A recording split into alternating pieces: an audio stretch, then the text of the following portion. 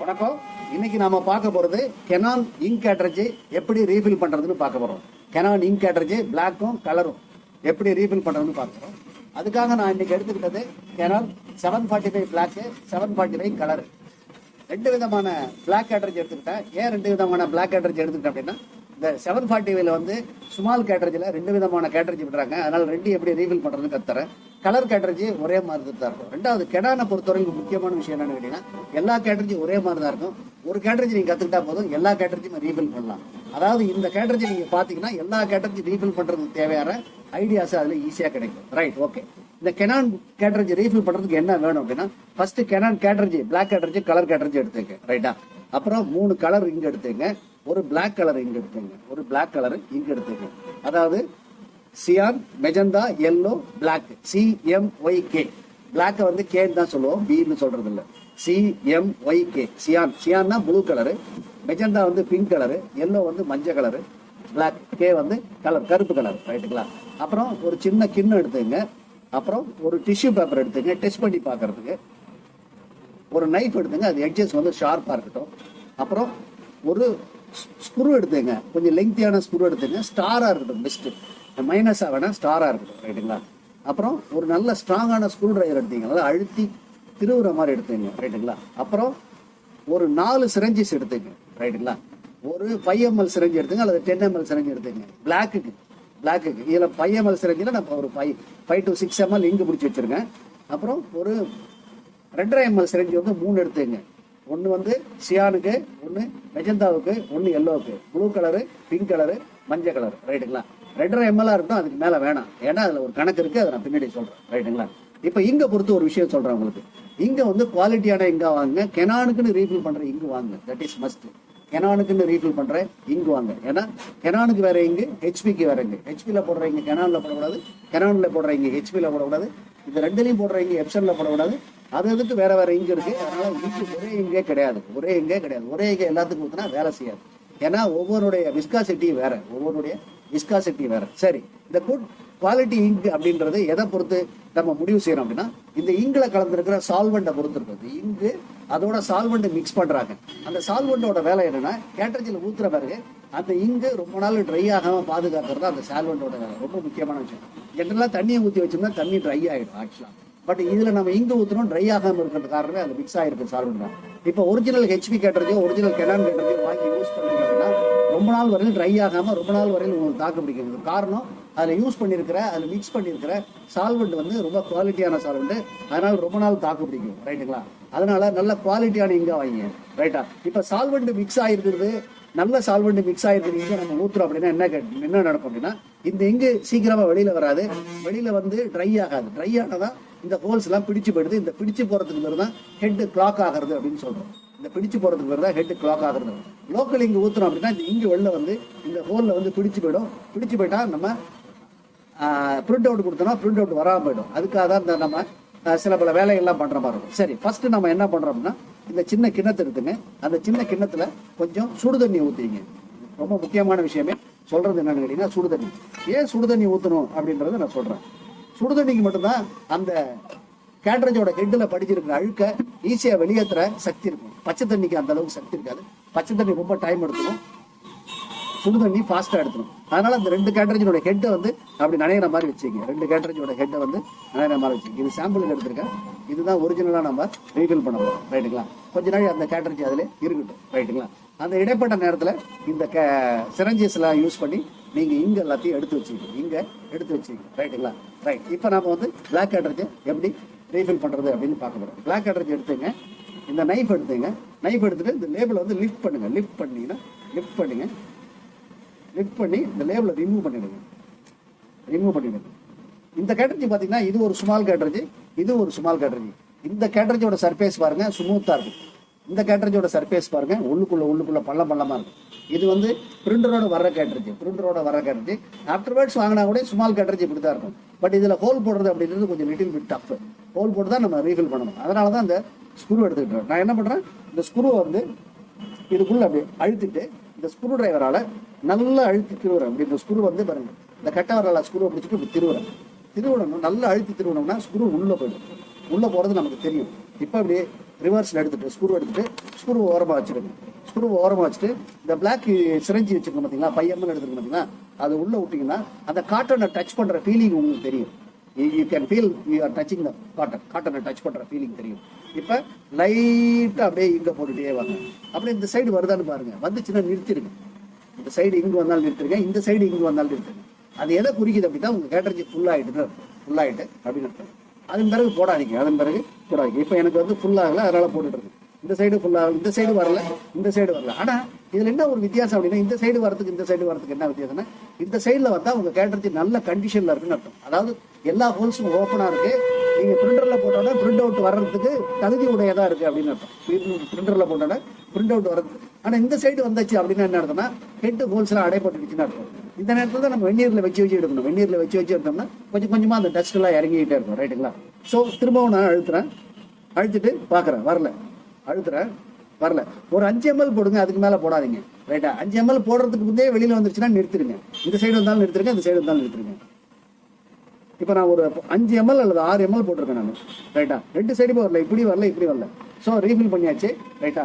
இப்போ நான் வந்து அந்த கேட்டரிஜி வந்து தண்ணியில் வச்சிடுறேன். அந்த கேட்டரிஜி தண்ணியில் வச்சுருக்கேன். இப்போ இன்னொரு கேட்டரிஜி பார்க்குறோம். இன்னொரு கேட்டரிஜி வந்து லேபிளை பிரிச்சுட்டேன் பாருங்க. இந்த கேட்டரிஜி ஸ்மூத்தாக இருக்கும், அந்த மாதிரி ஹோலாக இருக்காது. ரைட்டா? இதில் பார்த்தீங்கன்னா சென்டரில் வந்து ஒரு சர்க்கிள் ஒன்று இருக்கும். சர்க்கிளில் வந்து மிட் பாயிண்ட் ஒன்று இருக்கும், ஒரு புள்ளி இருக்கும். அந்த புள்ளியில் இந்த நைஃபை வச்சு ரொட்டேட் பண்ணுங்க. எப்படி ரொட்டேட் பண்ணிங்கன்னா ஹோல்ஸ் ஃபார்ம் ஆகிடும். ஹோல்ஸ் ஃபார்ம் ஆன பிறகு இந்த நீடில் எடுத்து உள்ளே விட்டிங்கன்னா உள்ளே போகும். ரைட்டுங்களா? இப்போ இதில் ரீஃபில் பண்ணிங்க. ஸோ இந்த கேட்டரிஜியில் வந்து எப்படின்னு கேட்டிங்கன்னா ஹோல்ஸாக இருக்கும். இந்த கேட்டரிஜியில் வந்து ஹோலாக இருக்கும் பாருங்க, பள்ளமாக இருக்கும். அதுக்கு தான் நம்ம வந்து அந்த ஸ்க்ரூவை யூஸ் பண்ணி உள்ளே வந்து நம்ம செலுத்துறோம். பட் இதில் வந்து சர்ஃபேஸ் வந்து ஸ்மூத்தாக இருக்குது. அதனால இங்கே சென்டரில் வந்து ஒரு ரவுண்டு இருக்கும். ரவுண்டுக்குள்ள மையத்தில் ஒரு புள்ளி இருக்கும். அந்த புள்ளியில் வந்த இது நைஃபோட எட்ஜை வச்சு ரொட்டேட் பண்ணிங்கன்னா ஹோல் ஃபார்ம் ஆகிடும். ரைட்டுங்களா? ஸோ இதுதான் அந்த பிளாக்கை ரீஃபில் பண்ணுறதுக்கான மெத்தட். இப்போ கலர் கேட்டரிஜி எடுத்துக்கிறோம். எடுத்துட்டு அதே மாதிரி இந்த லேபிளை வந்து லிஃப்ட் பண்ணுங்க. லேபிளை லிஃப்ட் பண்ணிட்டு லேபிளை பத்திரமா வச்சிருங்க. இப்போ பாருங்க, 3 ஹோலுக்கு 3 வழி இருக்கும். 3 ஹோலுக்கு இது ஏற்கனவே நான் வந்து ரீஃபில் பண்ணியிருக்கேன், அதனால ஹோல் போட்டிருக்கேன். பட் ஆனால் உங்களுக்கு நான் சொல்லித்தரேன். ரைட்டுங்களா?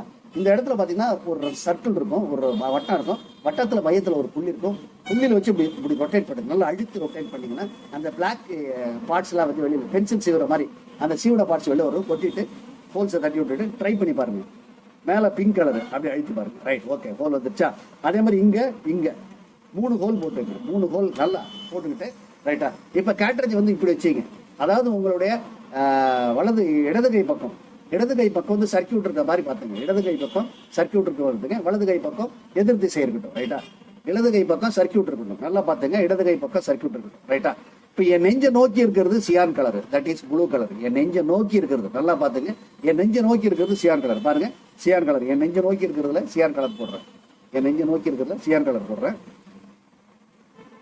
அப்பப்போ பார்த்துங்க, வருதான்னு பாருங்க. பேல வந்தாலும் சரி, சைடில் வந்தாலும் சரி. இப்படி நீங்க 2.5 ml மேலே போட்டால் என்ன நடக்கும் அப்படின்னு கேட்டீங்கன்னா, ஏன்னா இது வந்து 3 ரூமா இருக்கு. இப்படி இருக்கும், மேலே ஒரு ரூமு, கீழே 2 ரூம் இருக்கும். மேலே ஒரு ரூமு, கீழே இப்படி ஒன்று, இங்கே ஒரு ரூம் இருக்கும். அதிகமாக இங்கே போட்டோம்னா ஒரு ரூமில் உள்ள இங்கே அடுத்த ரூமுக்கு போய் அடுத்த ரூம் இங்கே எடுத்துடும். தட் இஸ் மிக்ஸ் ஆகிட்டு அந்த ஒரிஜினல் கலர் கிடைக்காது. அதனால தான் கலர் இங்கே பொறுத்தவரை ரொம்ப ஸ்ட்ரிக்டாக இருக்கேன், கம்மியாக எடுங்கன்னு சொல்கிறேன் நான். ரைட்டா?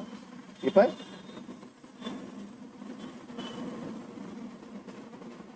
ஃபுல்லாகவே போட்டால் எடுத்துக்கிச்சு. ரைட்டா? என் நெஞ்சை நோக்கி இருக்கிறது வந்து cyan colour, that is blue colour. நெஞ்சுக்கு எழுத்தாப்புல இருக்கிறது எல்லோ கலர். பாருங்க, எல்லோ கலர்.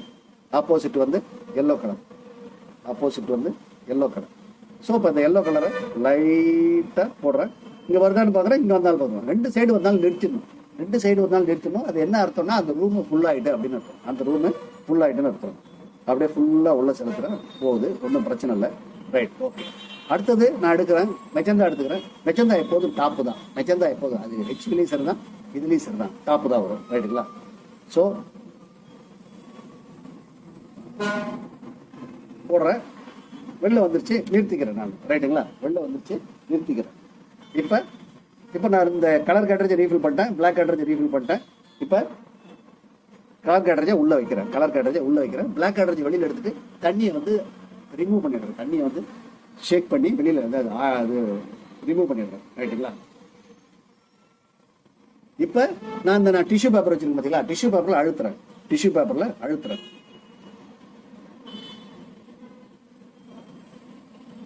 பார்த்தீங்களா, நீட்டமாக ஒரு கோடு வந்துருக்கு பார்த்தீங்களா. இதனுடைய கோடு எவ்வளோ லெங்க் இருக்கோ அதே லெங்க் இங்கே நமக்கு வரணும். அதே மாதிரி எவ்வளோ விட்த் இருக்கோ அதே மாதிரி வரணும். ரெண்டாவது வந்து இடையில எதுவும் கேப் இருக்கக்கூடாது. இடையில கேப் இருந்ததுன்னா திரும்பவும் தண்ணியில் வச்சு எடுக்கணும்.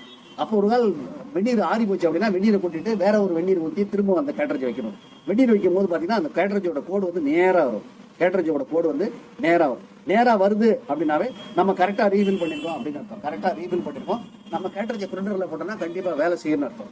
அதே மாதிரி இப்போ வந்து இந்த பிளாக் கலர் கேட்ரேஜ் எடுத்துக்கிறேன். கலர் கேட்ரேஜ் எடுத்துட்டு தண்ணியை கம்ப்ளீட்டாக ரிமூவ் பண்ணிட்டு தண்ணியை தொடச்சிடுறோம். ரிமூவ் பண்ணிட்டு தொடச்சிட்டு இப்போ பாருங்க, இந்த இடத்துல ட்ரை பண்ணி பார்க்குறேன்.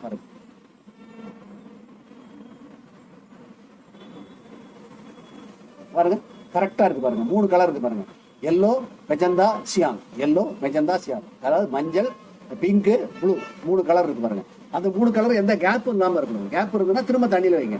இந்த கேப் வந்தாவே தண்ணியில் வச்சு எடுத்தீங்கன்னா அந்த கேப் வந்து அந்த பர்டிகுலர் ஹோலில் உள்ள அழுக்கு வந்து கீழே இறங்கிடும். அதுக்காக தான் வெந்நீர் நான் யூஸ் பண்ணுறேன். வெந்நீர் யூஸ் பண்ணால் ஆட்டோமேட்டிக்காக வந்து அழுக்கு இறங்கிடும். அழுக்கு இறங்கிட்டா பாருங்க தெளிவாக இருக்குது, நல்லாவே இருக்குது. இந்த கலர் கேட்டரிங் வந்து நல்லா தெளிவாக இருக்குது. ரைட்டா, ஃப்ரெஷ்ஷாக போடுற பாருங்க தெளிவாக இருக்குது, எந்த பிரச்சனையும் இல்லை. அப்போ பிளாக் கேட்டரிங் ரெடியாக இருக்குது, கலர் கேட்டரிங் ரெடியாக இருக்குது. இப்போ நான் என்ன பண்ண போகிறேன்னா அந்த கலர் கேட்டரிங்கோட லேபிள் எடுத்து ஃபிக்ஸ் பண்ண போகிறேன். நம்ம ஏற்கனவே பிச்சு வச்சிருக்க லேபிள் எடுத்து அப்படி ஃபிக்ஸ் பண்ணிக்கிறோம். ரைட்டுங்களா, ஓகே. அதே மாதிரி இந்த பிளாக் கேட்டரிங் லேபிளையும் நம்ம ஒட்டி வச்சிருக்கோம், ஃபிக்ஸ் வச்சிருக்கோம். லேபிள் இல்லைனாலும் ஒன்றும் பிரச்சனை கிடையாது. லேபிளை மட்டும் எக்ஸ்ட்ரா பேஸ்ட் போட்டு ஒட்டாதீங்க. லேபிள் ஒட்டலைன்னா விட்டுருங்க, பரவாயில்ல. எக்ஸ்ட்ரா பேஸ்ட் போட்டிங்கன்னா அது வந்து டிஸ்டர்ப் பண்ணும் கேட்டரிங். ஏன்னா கேட்டரிங்கோட மேலே வந்து நிறைய ஆர்கிடெக்சர் இருக்குது. அதை லேபிள் போட்டு விட்டிங்கன்னா அது கவர்ட் ஆகிடும். ரைட்டுங்களா, இதுதான் கெனான் வந்து இங்க் கேட்டரிஜ் ரீஃபில் பண்ணுற மெத்தட். இங்கே வந்து நம்ம 2 விதமான பிளாக் கேட்டரிஜ் சொல்லியிருக்கோம். ஒன்று ஸ்மால் கேட்டரிஜ் சொல்லியிருக்கோம், ஒன்று லார்ஜ் சொல்லியிருக்கோம். ஒன்று ஸ்மால் சொல்லியிருக்கோம், இன்னொன்று லார்ஜ் சொல்லியிருக்கோம். லார்ஜ் வந்து அதாவது இந்த மாதிரி ஸ்மூத்தான சர்ஃபேஸில் இருக்கும். இதை நைஃப் யூஸ் பண்ணி ஹோல் போடணும்.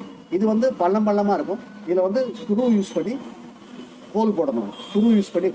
ரைட்டுங்களா, இந்த 2 மெத்தட் தான் ரொம்ப முக்கியமானது. பட் கெனான் கேட்டரிஜை பொறுத்தவரையில் எல்லா கேட்டரிஜும் ஒரே மாதிரி தான் இருக்கும். ஒரு கேட்டரிஜ் நீங்கள் ரீஃபில் பண்ண கற்றுக்கிட்டீங்கன்னா எல்லா கேட்டரிஜும் நீங்கள் ஈஸியாக ரீஃபில் பண்ணலாம். ரைட்டுங்களா, இப்போ இந்த வீடியோவை செஞ்சு பார்த்துட்டு சக்ஸஸ்ஃபுல்லாக கண்டிப்பாக ஆகும். நிதானமாக செய்யுங்க. கலரை பொறுத்தவரையில் அதிகமான இங்கே யூஸ் பண்ணாதீங்க. எவ்வளோ முடியுமோ கம்மியாக போட முடியுமோ அவ்வளோ கம்மியாக போடுங்க. பிளாக்கை பொறுத்தவரை ஒரு 5 ml 6 ml 7 ml டிபெண்ட்ஸ், உங்களுக்கு தெரியும். அது இப்போ அதிகமாக போட்டால் கூட வெளியில் எடுத்துக்கலாம். இது உள்ளுக்குள்ளே போய் அடுத்த ரூமில் போய் மிக்ஸ் ஆகிடும்.